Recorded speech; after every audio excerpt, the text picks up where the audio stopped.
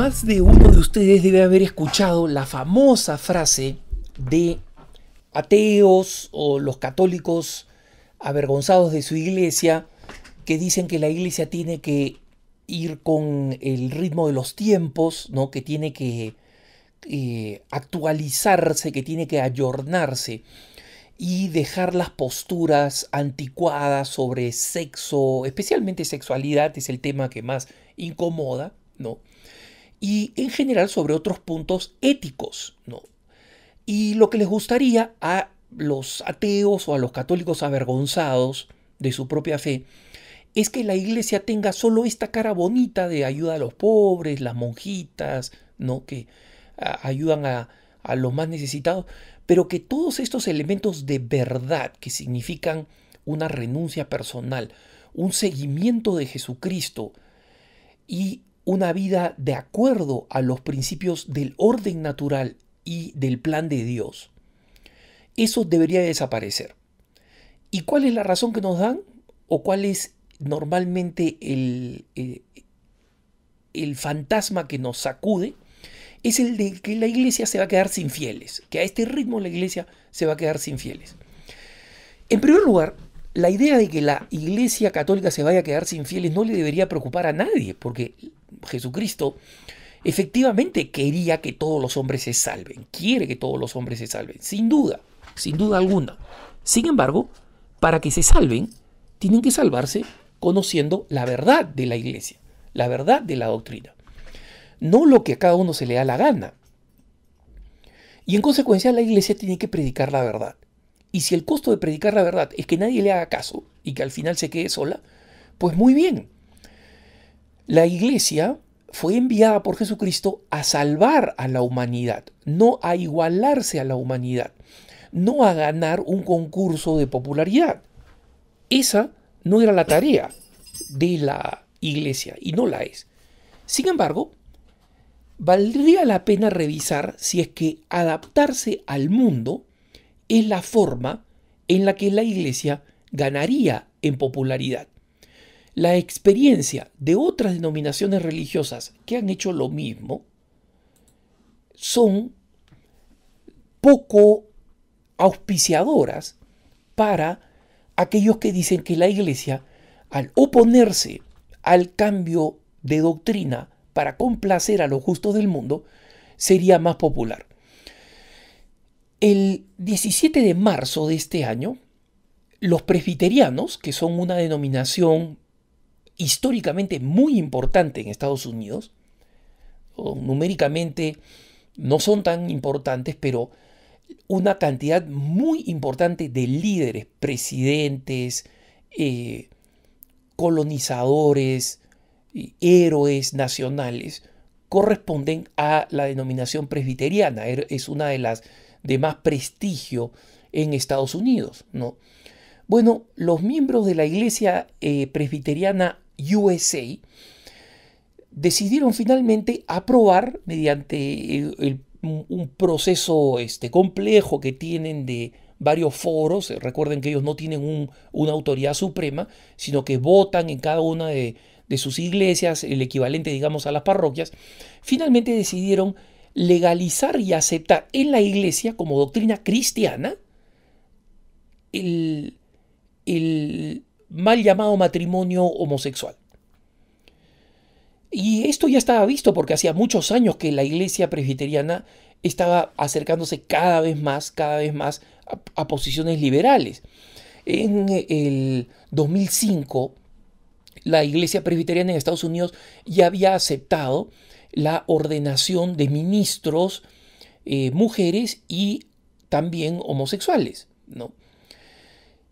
Pero la iglesia presbiteriana, que ha sido la que ha estado liderando junto con la episcopaliana la aceptación de las órdenes del mundo y de los estilos y del modo de operar del mundo, debería en este momento ser pues una iglesia enorme y popular, ¿no es cierto? Según la lógica que nos dice la iglesia católica, se va a quedar sin fieles, porque todo el mundo se va a ir a las denominaciones pues, que aceptan las cosas que la iglesia no acepta.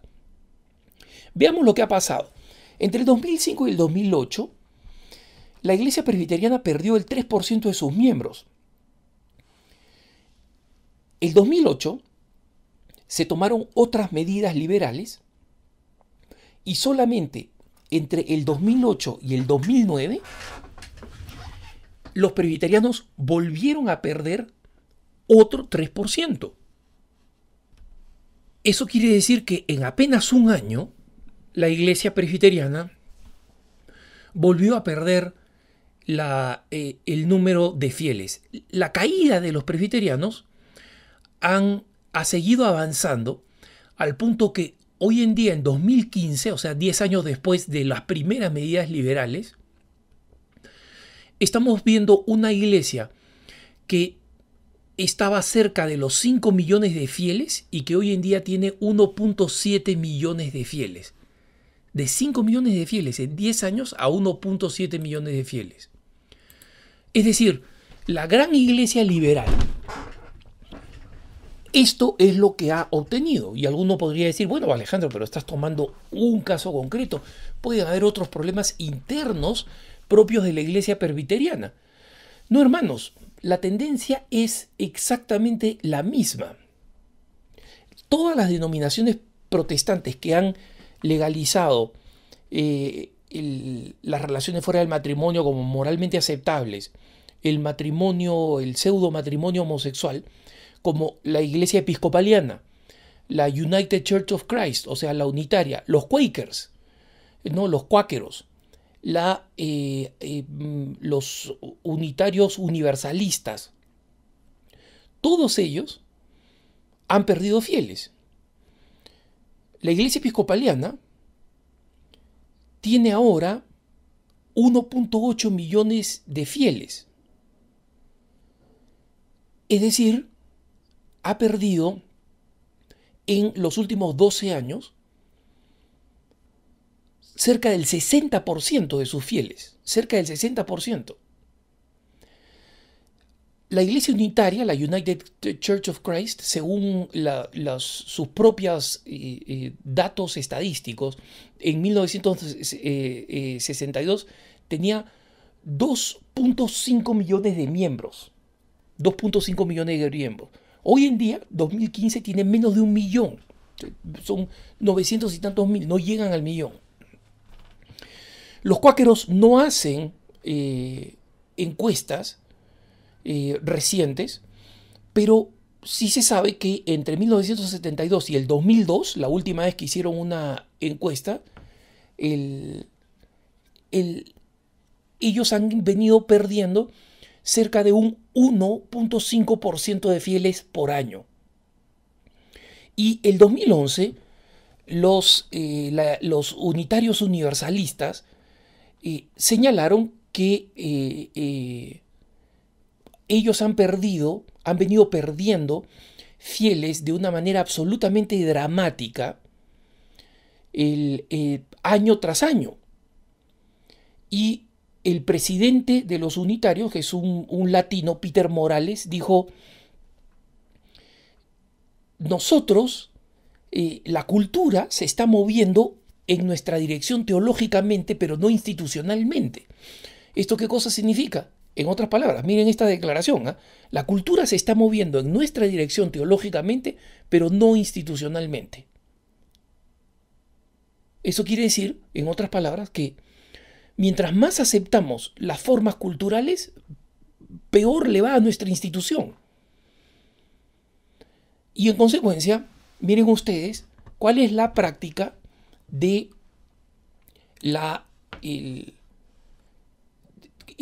consecuencias de la práctica de ir en la dirección del mundo. Un dato interesante, por si acaso.